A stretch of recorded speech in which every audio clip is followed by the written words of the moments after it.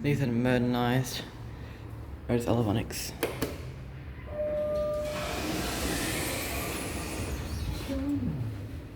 At 410 N Street. Modernised by Otis. Imagine if they were the original, that'd just be epic. But of course they're modernised by Otis.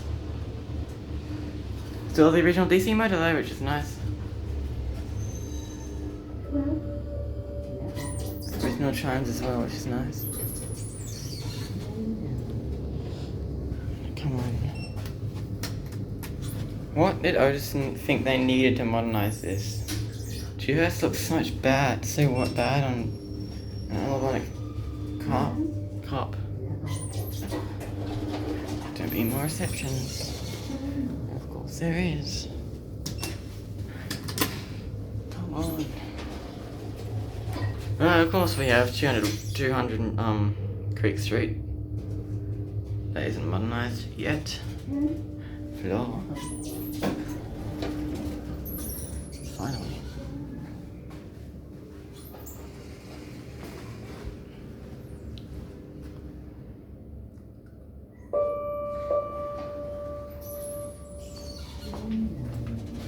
These are kind of boring because they're modernised.